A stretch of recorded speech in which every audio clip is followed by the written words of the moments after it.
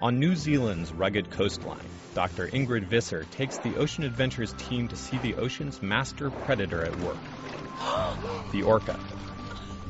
The largest of dolphins, orcas are also called killer whales. Their intelligent and skillful hunting strategies vary around the world. Oh, and he's got a ray. He's got a ray in his mouth. In New Zealand, no one knows them better than Dr. Visser. Hey, Nubby! Oh yeah, you can see his ray. Orca, at least the orca in New Zealand, they're focusing on feeding on other top predators. So they're feeding on sharks and rays. And they're also feeding on dolphins and whales. They seem to be pretty opportunistic here in New Zealand, but also very specialised when they come across certain types of things. Like, for instance, when they feed on the rays, they have very stylised ways of feeding.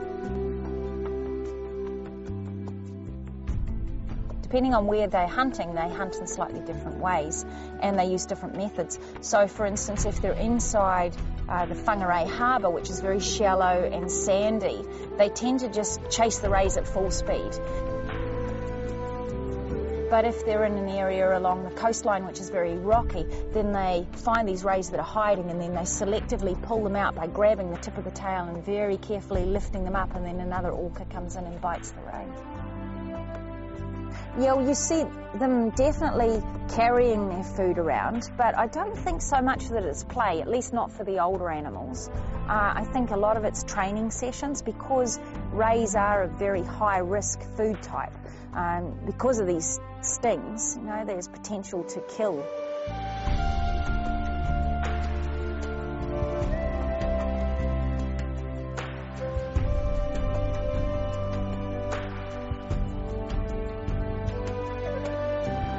All of the orca pretty much try and get rays, but some of them are just better at it than others. And sometimes you'll see an orca find the ray and then call over someone else who's much better at catching it. And it depends on the situation, if they're in a really sandy beach or if they're wedged underneath a rock, which orca it is that goes and grabs them.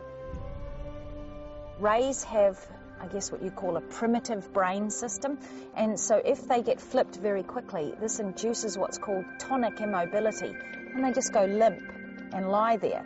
And so sometimes even when you're swimming along the bottom, when the orca are feeding in different places, you'll find rays upside down, just lying there, and they're still alive, but the orca will come back and get them later. It looks like they're pretty much tied in with what they're taught, so they have an orca culture. They can spend years and years and years perfecting a method for catching their food, for instance in Antarctica, using waves to wash the seals off the ice. And the ice floes of Antarctica are no obstacle for orcas specialized in hunting crab-eater seals. The whales first create a wave to test the ice.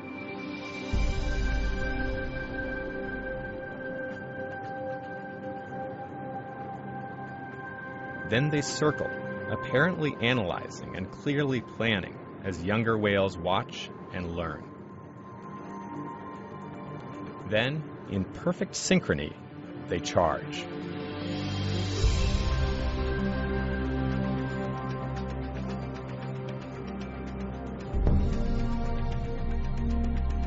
In Patagonia, off the coast of Argentina, the challenge is to swim onshore in pursuit of sea lion pups.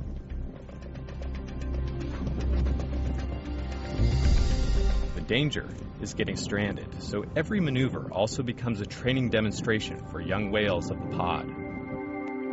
As gray whales migrate up the coast through Monterey, California, a pod of transient orcas show why they're called the wolves of the sea. They hunt in packs to isolate and then overpower a gray whale calf. It's a predictable hunt, with as many as a third of the calves taken by orcas.